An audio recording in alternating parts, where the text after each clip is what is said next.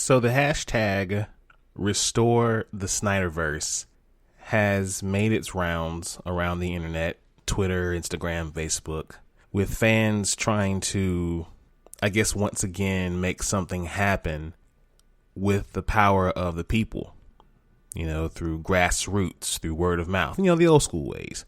And honestly, I think it'll work because if the fans can pressure a studio into actually releasing the movie, and if the fans can force a studio to change the character design of Sonic the Hedgehog, I mean, why not? If we can get the Snyderverse restored, it's official. The fans, us, we control the narrative. We run Hollywood. And that they have to listen to us. Because if they don't, there'll be hell to pay. Maybe not hell to pay. That's a bit much.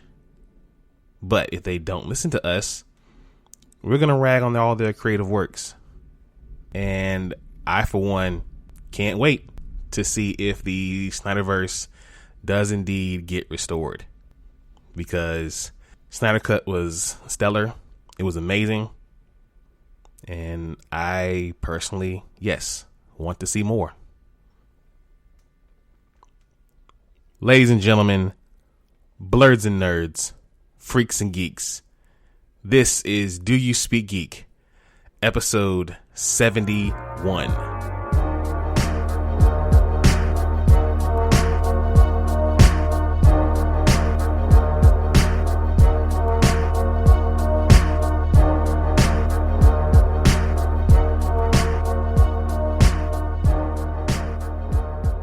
Welcome to the ride, people. This is Do You Speak Geek. I am your host, Nix. Thank you all for tuning in. If you've joined us for the first time, welcome. And if you're an avid listener, welcome back. This is the show. We bring you the latest and up-to-date news going on in the geek realm. Shout out to all the new subscribers and all the new family who have been following us and checking in.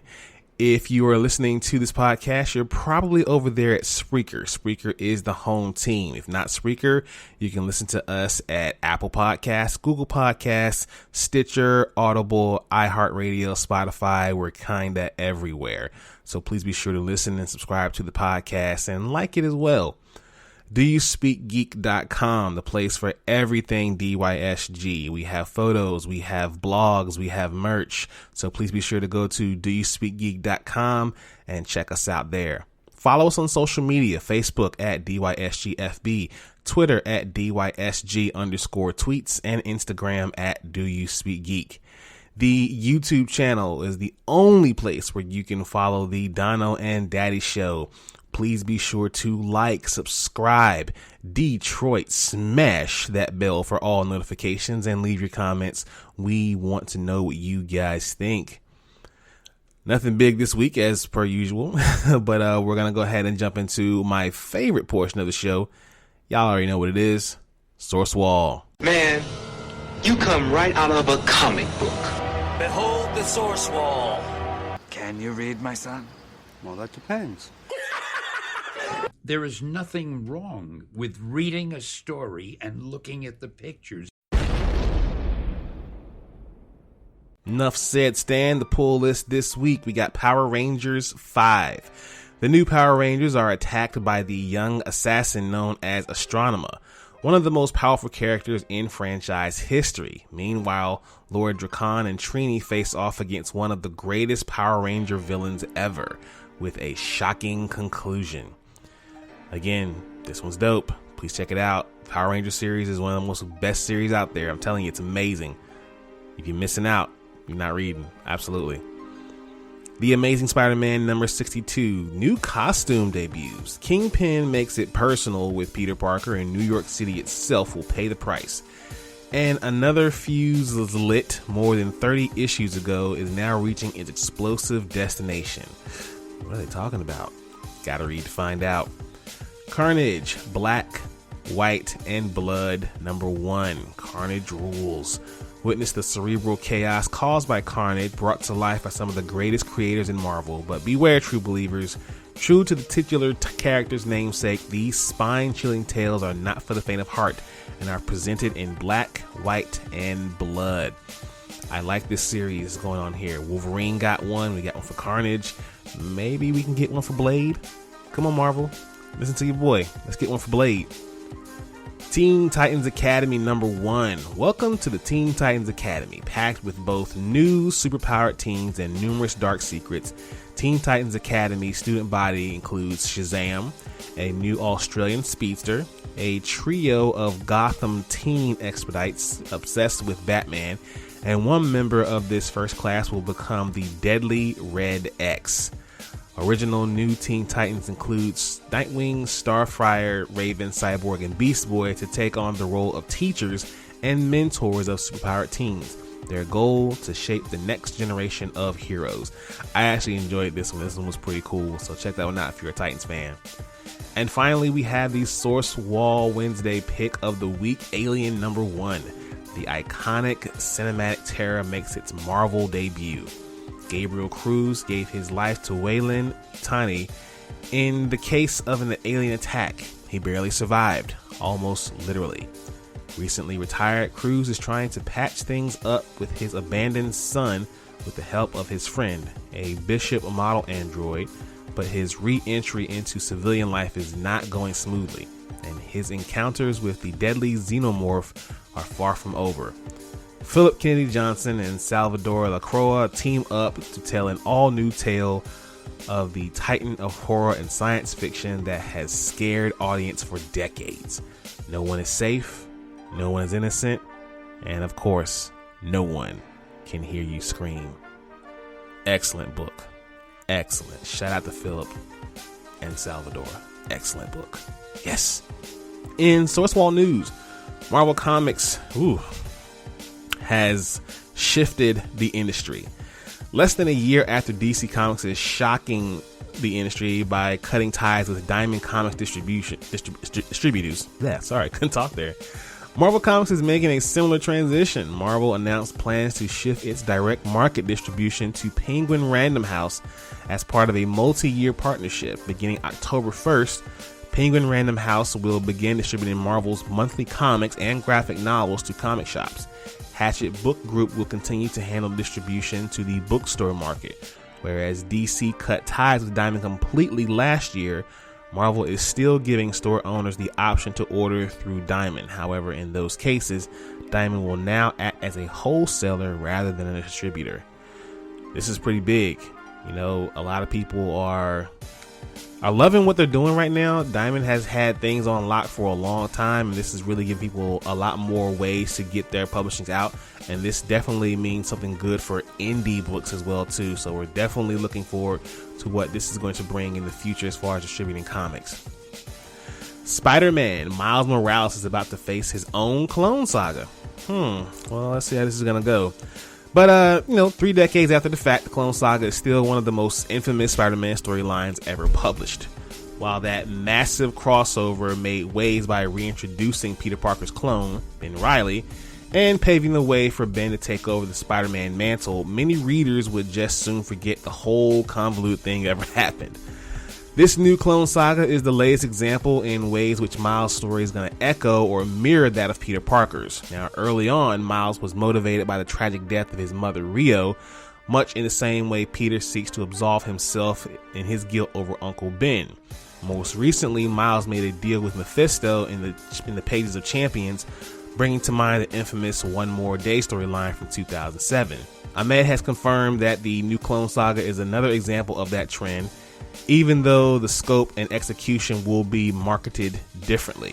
While the original Clone Saga is most notable for reintroducing Ben Reilly to the franchise, Ben wasn't the only Peter Parker clone to feature in that crossover. The misguided anti-hero Kane and the villainous Spider-Side also shared Peter's DNA. Similarly, Miles' clone will feature no fewer than 3 clones of Miles, one of whom seems to have shape-shifting abilities similar to that of Venom or Carnage, while another is decidedly more Spider-Man-like than the rest of them. Look for this new Clone Saga to begin with Spider-Man Miles Morales #25 hitting stores April 28th. I mean, let's see what happens. I mean, it can't be any worse than the first Clone Saga, right? Yeah. Let's watch this. Watch this, y'all. Thunder! Thunder! Thunder! Lannister always pays his debts. Whoa, dude. I am the villain of the story. All right, in TV and movie news, Batwoman. Wallace Day takes over Ruby Rose's Kate Kane role. Now, the CW has already recasted Batwoman with the help of Miss Javicia Leslie playing Ryan Wilder, but now the CW's cast Krypton's Wallace Day to take over the role of Kate Kane, the original Batwoman for the series that was originally played by Ruby Rose. As reported by The Hollywood Reporter, this casting news was revealed during the latest episode of Batwoman as Day's Kate Kane was shown bandaged and being held hostage, while she is shown alive yet unrecognizable due to the injuries of the plane crash that occurred at the start of season 2. It's important to note that Kane is no longer Batwoman, and Javicia Leslie, Ryan Wilder, is the first black actress to play the character in a live action role. I mean, I can dig it. I mean, at some point I feel like they would have to bring Kate Kane back, but you know, I've been watching the season so far, and I can't say I've been completely and utterly enjoying it, but it's watchable. I'll put it that way. You know, if Javicia Leslie wasn't playing Batwoman, I probably wouldn't even be watching season 2. But I mean, me personally, I always sort of enjoy any sort of superhero show that kind of plays around the universe of a major character, kind of like Gotham and the Alfred show on Sci-Fi. It's like I don't want to watch a show about people in Batman's universe. I want to watch a show about Batman. To me, it's why Superman and Lois works so well. It's a Superman show, you know? Maybe that's just me. Keanu Reeves' Berserker film and anime series announced for Netflix. Now, this was pretty wild to me. I mean, I know a lot of people, a lot of writers and a lot of artists who have indie books, you know, from my man Manuel Carmona to my boy Branson with his Protector Saga, and of course my homie Marcus and Greg over there at Skiggy Airs. They've been grinding for a while now, but you know, if you're a celebrity, things work out for you. Anyway, Keanu Reeves recently made his comic book writing debut on the Boom Studio series Berserker, and now the actor will produce and star in a live-action Berserker movie and animated series on Netflix. Netflix has acquired the rights to the series just weeks after the March 3rd release of Berserker #1. The live-action movie will be released first, though no timetable has been revealed. The anime series will follow later and expand on characters and story elements introduced in the movie. Reeves will also lend his voice to the anime. Looks like Reeves is getting that bag. I'm not mad at that though, but you know, hey, like I said, I know plenty of people who have amazing books that need the same shot. But I guess I have to get rich first and make this happen. Yeah, that'll work. Okay, Disney. Release dates have been pushed back for several movies, and some movies have been let's just get to it. So Disney announced a new wave of release dates and delays for a bunch of 2021 movies. The move comes as part of Disney's attempt to gauge when and how the US and other major film markets will bounce back from the COVID-19 pandemic, with government leaders and health experts targeting to an early to mid-July window to normality to return.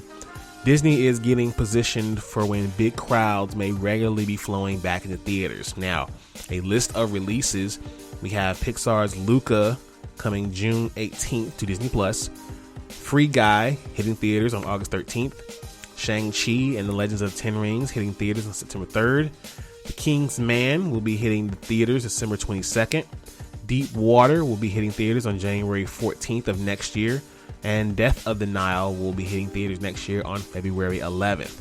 Now, of these updates, the biggest have been the release and the new dates and the strategy of how we will watch Cruella and Black Widow. Both titles will be simultaneously released in theaters and on Disney Plus through the paid premiere access feature. As you know, this is $30 and you get to keep the movie as part of your regular digital library. Cruella premieres on May 28th, while Black Widow finally releases on July 9th. Yeah, I'm happy. Now, a lot of people are like, I gotta pay for it. But here's the thing. If you want to see it, why would you not pay for it? Now, I get it. There are some people who have discounts and hookups here and there, and some people who just watch a BitTorrent online and stream it for free, and that's great. But for the rest of the Joe Schmoes out there, a trip to the movie theater is going to be about $30, maybe even more anyway. $30 and you get to keep the movie for yourself already. I figure, why not? I'm definitely going to be paying for Black Widow. I probably will for Cruella. It's just that the fact that we have a whole we have had a whole Marvel series end, and we have a new one now beginning, and we still haven't watched Black Widow yet. Yeah, it's about time. Thank you, Disney and Marvel, for listening. Let's get this movie going. And finally, we have a new casting for the Black Adam film. Pierce Bronson, old 007, has been cast as Kent Nelson, aka Dr. Fate, opposite Dwayne Johnson in the upcoming Black Adam movie, as reported by The Hollywood Reporter and confirmed by Deadline. Bronson is the latest key cast member to be added to the film, which will serve as the big screen debut of the Justice Society of America. Dr. Fate is a founding member of the group and possesses sorcery skills bestowed upon him by the Helmet of Naboo. So I see what they're doing. You know, Marvel has, Benedict Cumberbatch as Doctor Strange, and we got Pierce Bronson, stepping into the Mr. Steal Sorceress. I see what they doing. All right, I got y'all. Y'all got some sexy male sorcerers going on here. I see what y'all doing. All right, I feel it. Pierce Bronson's gonna kill this though. I think he's gonna do a great job. The cast is already looking good. Let's just see what happens going forward if we get a decent villain. If Black Adam is the villain, that'd be great, because I think he is a villain. More like an anti-hero, but definitely a villain. But I'm here for it. Let's see what happens. Let's hop real quick into Thumb Life. Peace, love, and video games! It's on like Donkey Kong.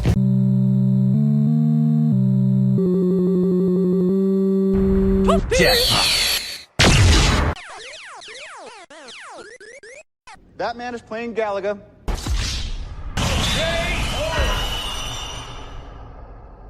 All right, gamers. Only one piece of news coming out of Thumb Life. Amazon Games opens new development studio. Before I drop this, if you ain't watching Invincible, you're losing. Let's just put that out there first. Now, Amazon Games announced today that it has opened a new development studio in Montreal, Canada that will focus on creating new original AAA video games. The new Montreal studio joins Amazon Games development studio that already existed in Seattle, Orange County, and San Diego. The announcement follows reports from early February that the company was committed to further video game development despite its rocky history. According to the announcement, the new studio includes Luc Brichard, Xavier Marquise, Andrade Remy, and Romain Remkoff, a group of folks that form the core team of Ubisoft's Rainbow Six Siege. In what should not be a shocking turn of events, the new Amazon Games Development Studio's first project is set to be an online multiplayer title with a new IP.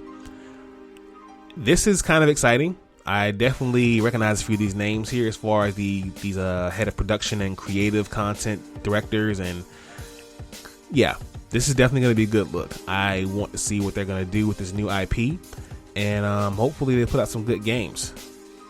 Gaming is always a good thing to do, and I think I'm going to hop into some gaming right now. So I'm going to get out of here. Thank you all for listening. Please subscribe to the content, watch the content, listen to the content. Let your boy know what y'all think about that content. Visit the website, doyouspeakgeek.com. Follow us on social media, Facebook, Twitter, and Instagram. Check out the YouTube channel. Be sure to subscribe and like there. As always, people, live to play play to win to live. I speak geek. Do you speak geek?